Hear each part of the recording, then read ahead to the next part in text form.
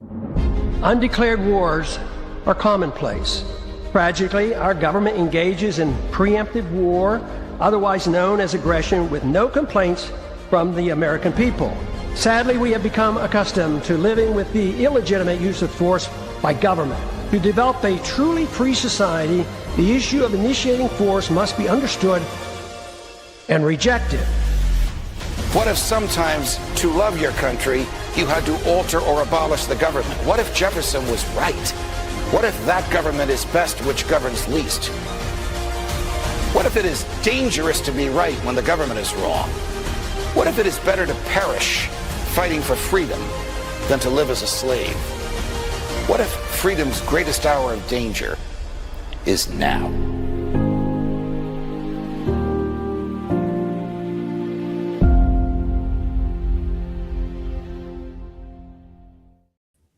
Hi, everyone. Judge Andrew Napolitano here for Judging Freedom. Today is Tuesday, May 12, 2026. Colonel Douglas Macgregor joins us now. Colonel, a pleasure, my dear friend. Thank you very much for joining us. Colonel, how telling is it when arguably the leading neocon in the country, Robert Kagan, the other half of the Kagan-Victoria Nuland marriage, can write in the Atlantic that Iran has effectively defeated the United States and Israel? Well, I think on one level, he's mourning the death of the host that he as a parasite has infested for years. This is someone who is always in search of a place to commit U.S. military power, money, and capability. So now he's finally found something that we are incapable of mastering, and it's no longer possible to disguise. And so he's essentially dismissing the United States, its armed forces, its people, as unworthy of further support from Robert Kagan. What a great man. Man, I can't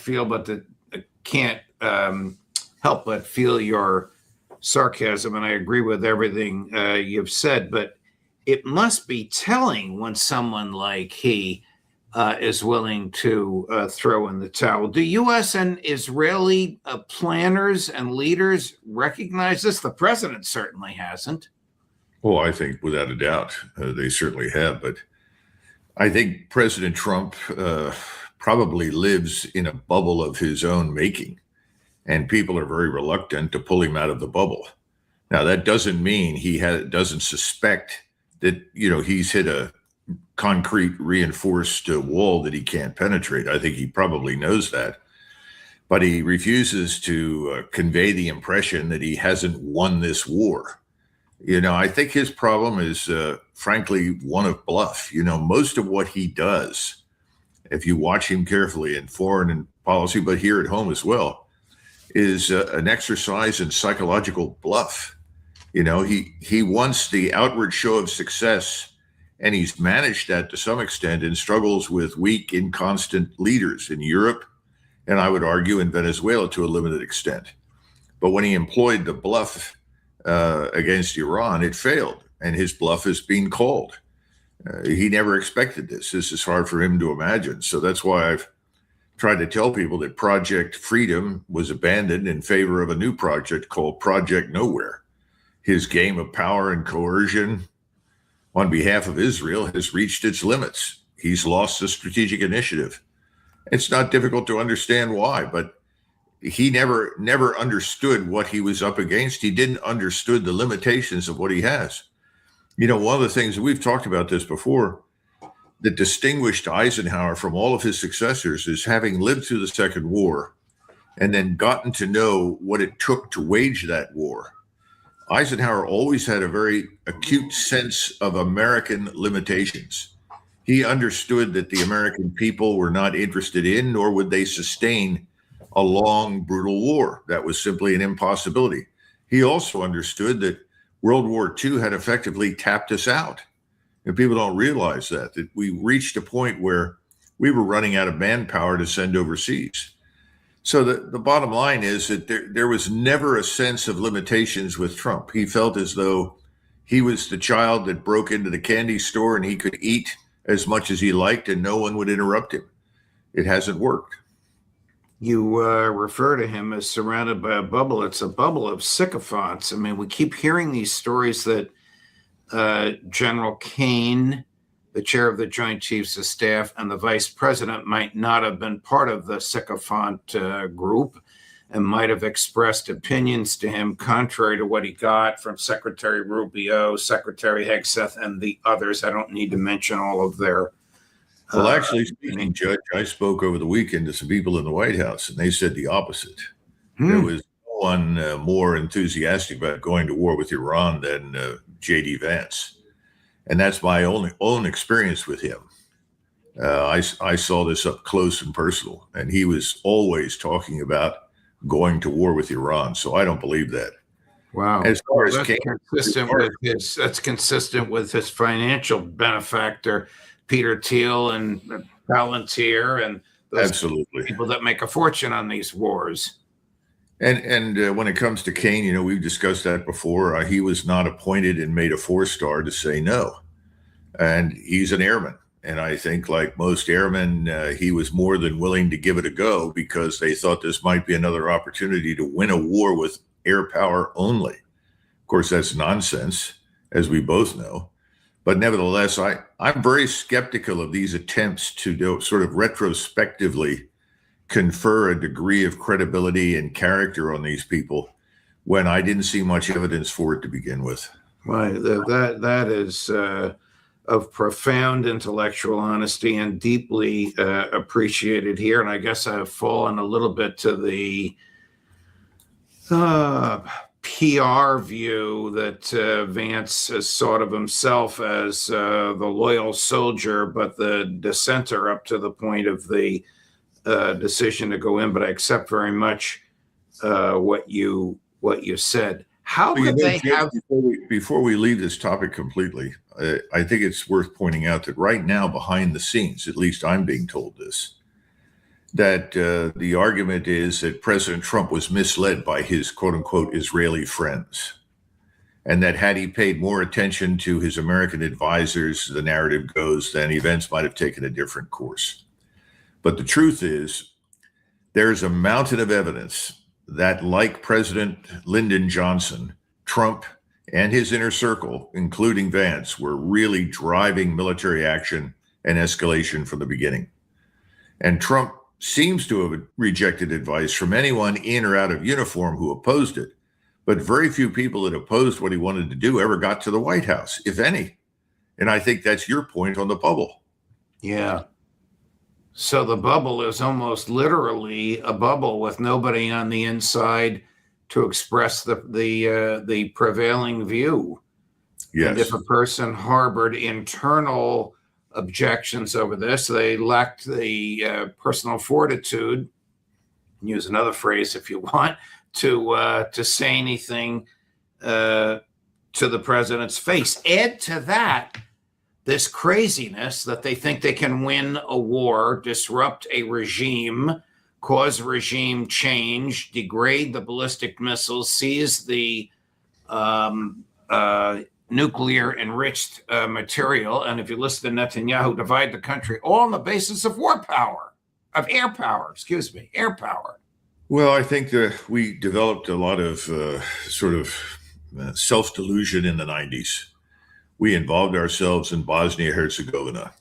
And at one point, we bombed the Serbs in and around Sarajevo and convinced ourselves that this was the dramatic turning point. When in reality, at the time, I was on the ground in Bosnia, and I was talking to British and French officers that were involved. And they pointed out to me in great detail that the British and French artillery had done infinitely more damage with greater precision than the airstrikes. So I sort of tucked that away. But if you go back to Holbrooke, who was the ambassador at the time that Clinton had appointed to deal with all of this, he became a huge advocate for the use of air power. That was his sort of favorite topic. Then we get into Kosovo, and it was made very clear to General Clark that he could have whatever he wanted, do whatever he wanted. Obviously not nuclear weapons, but that never ever came up for discussion anyway. But he wasn't going to get any ground force. And so whatever he did, he had to accomplish with air power. Well, he accomplished a great deal, but it wasn't enough. And ultimately, we had to send Strobe Talbot to Moscow and bribe the Russians to abandon their Serb friends, at which point in time the Serbs realized they weren't going to get any coal or oil or food or medical support of any kind during the winter that was coming. So he said, either I get out now or I'll face a winter and hundreds of thousands of Serbs will die. But it wasn't exclusively by any stretch of imagination because of air power, but the story was spun up to make people believe that air power had been successful. And then when you move on to the Middle East, to Iraq, the Iraqis were many things, but they were never, 10 feet tall, even though people described them that way. And the Iraqis were in no position to resist us for any length of time, and it was never required to bring in a large number of ground forces.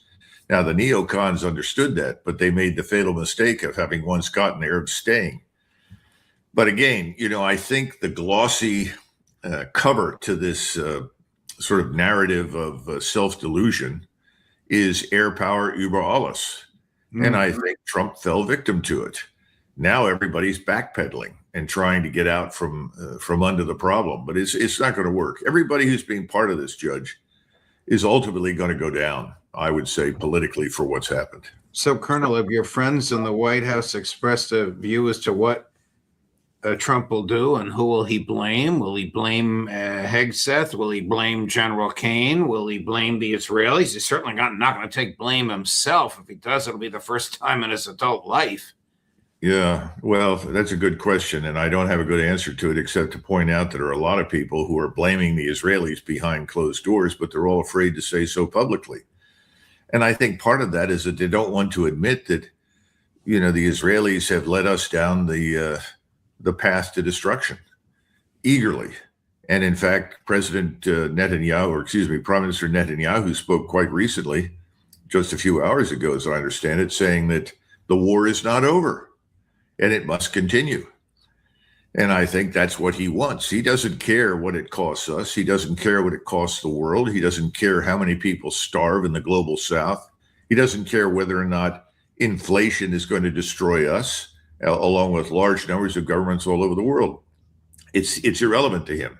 He wants complete dominance, control, hegemony over the Middle East.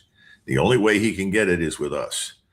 So I think, unfortunately, Trump can't blame it on the Israelis. Whether he likes it or not, he's going to be held responsible.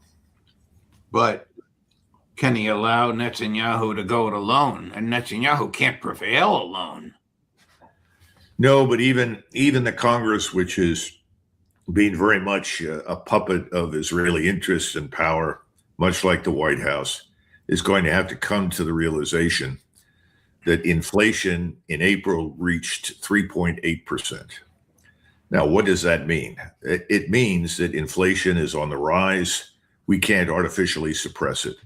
The problem with the war, the problem with oil, with fertilizer, feedstocks, food, all of these things are metastasizing. They're getting worse and worse with each passing day.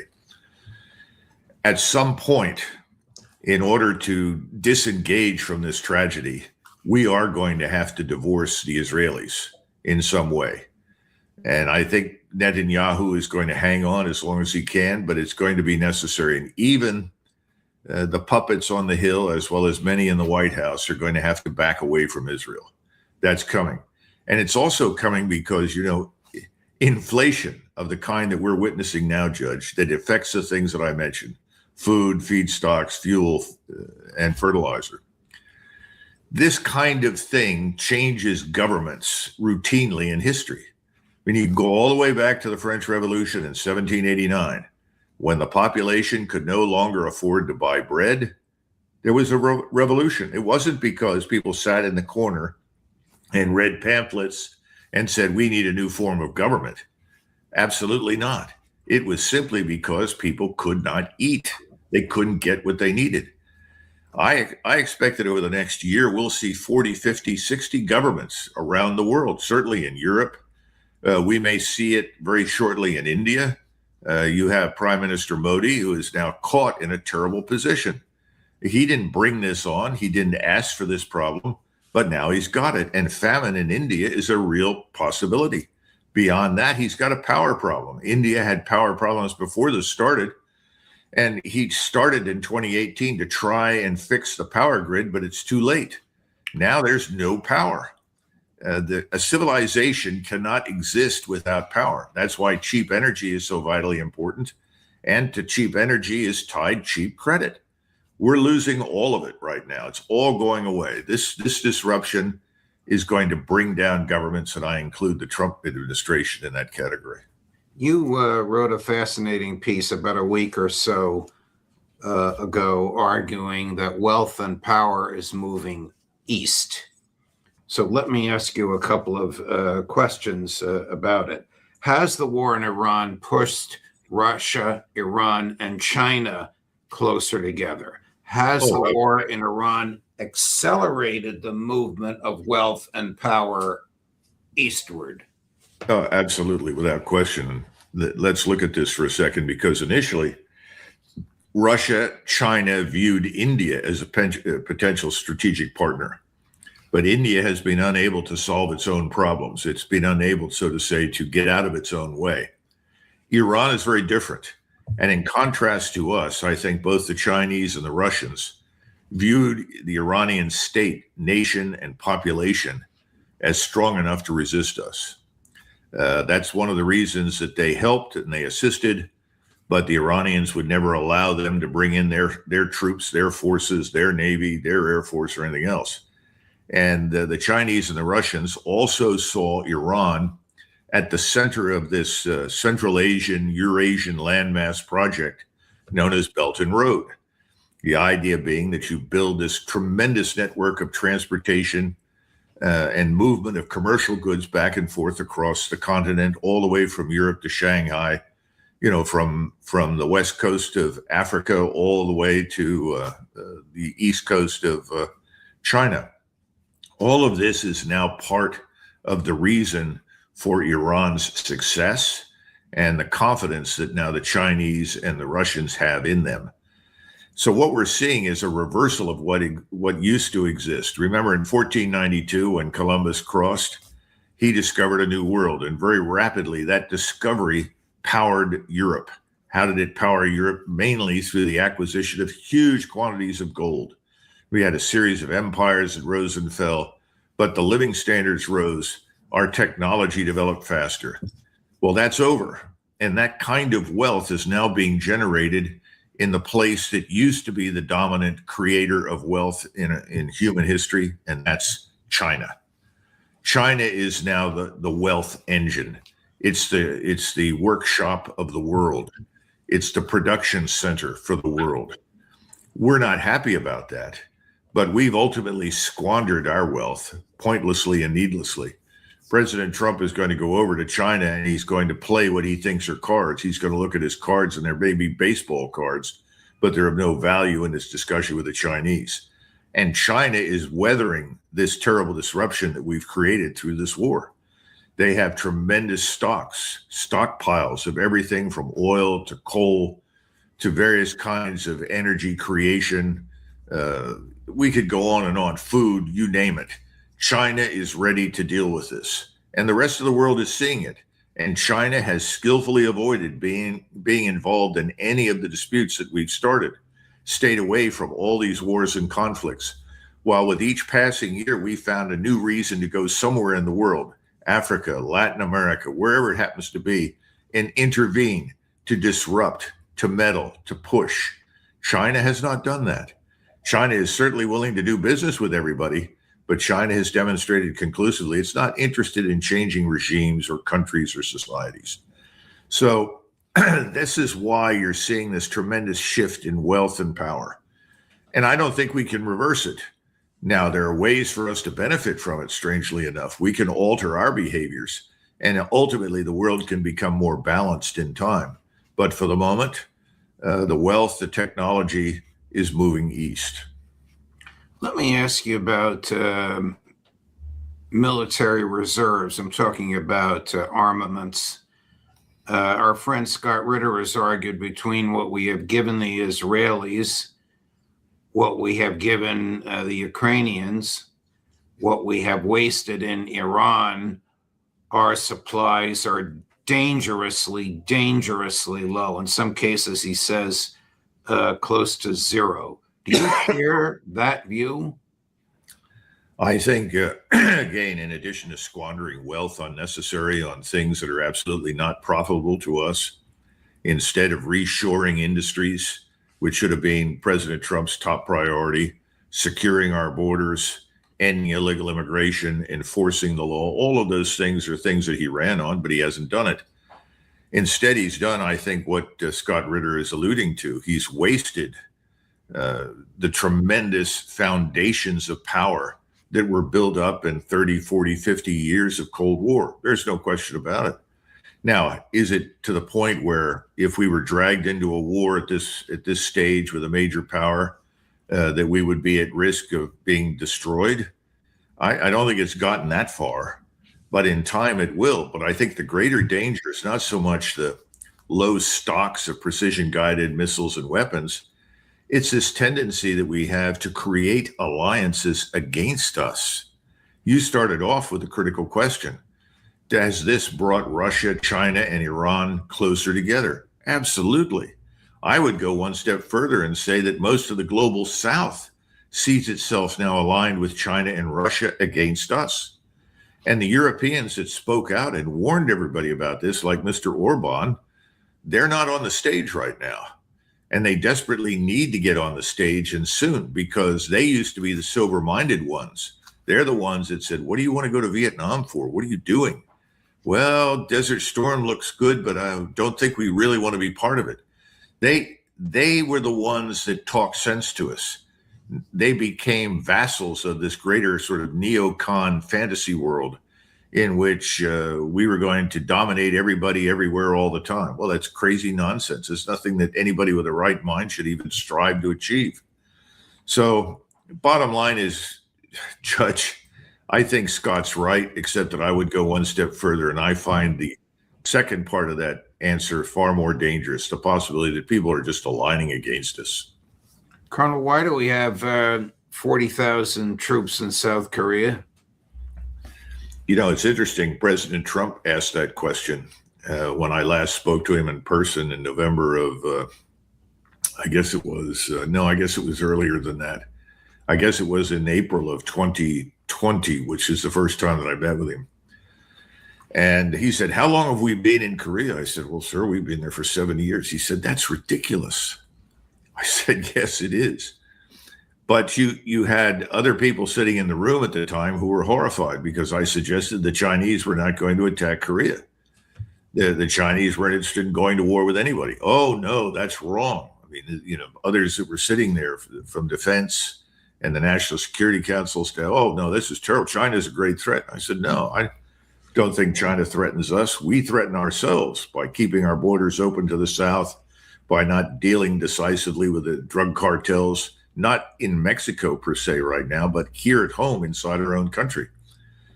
He seemed to understand that. So, you know, it's surprising that it doesn't get more attention. Now, the key thing for us in connection with Korea is as follows.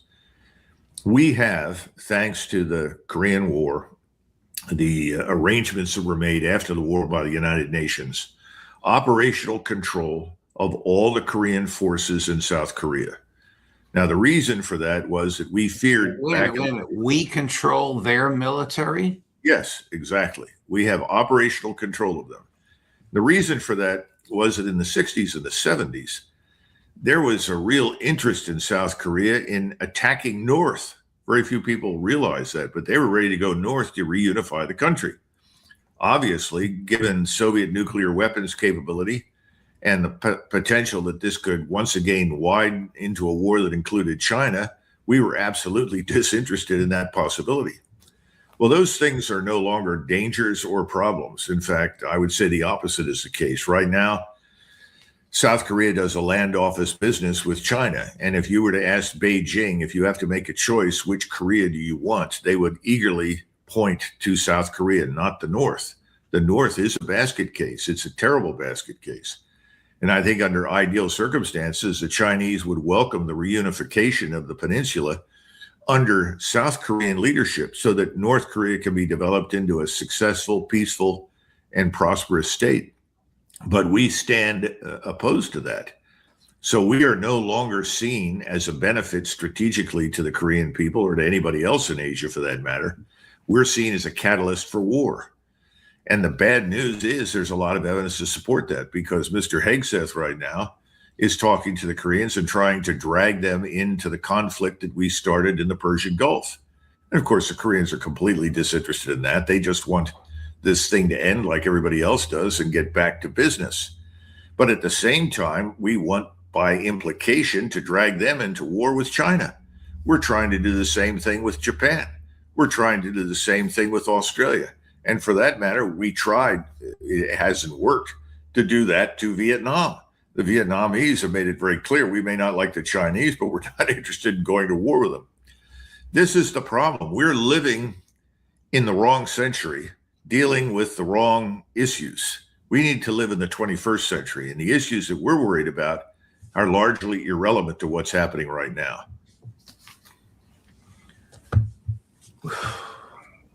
Colonel, how do you see the Iran escapade ending?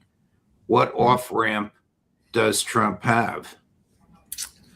Well, as we discussed before, I don't think he has one. And every time that one might have surfaced in some way, it involved some form of concession from us that was anathema to him. So I think at this stage, whatever he does, whatever decision he makes is going to convey the impression that we have lost strategically in the Persian Gulf. That means that the only other alternative is to go back to attacking Iran in the hopes that maybe this time around you'll hit the right targets, this time around you'll do enough damage, and this time around the Iranian state, society, and people will fall apart. That's not going to happen, Judge. Absolutely will not happen.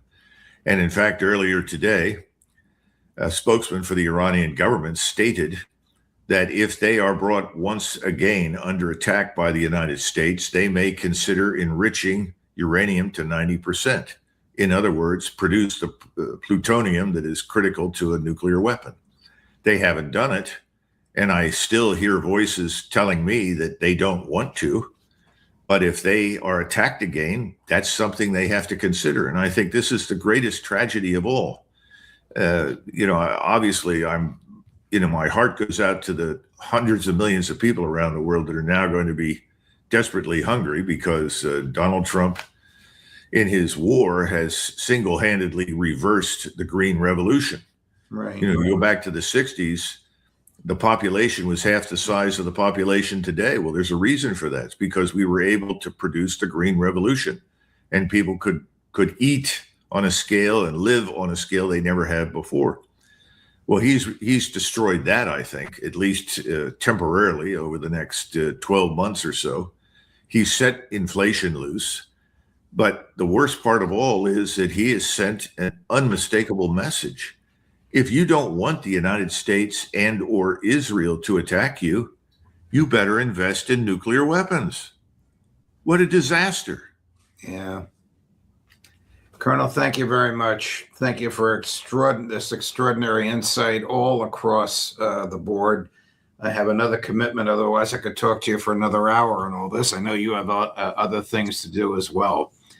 Thank you for your time. We'll look forward to seeing you next week. Sure. Thank you, Judge. What a pleasure. Thank you.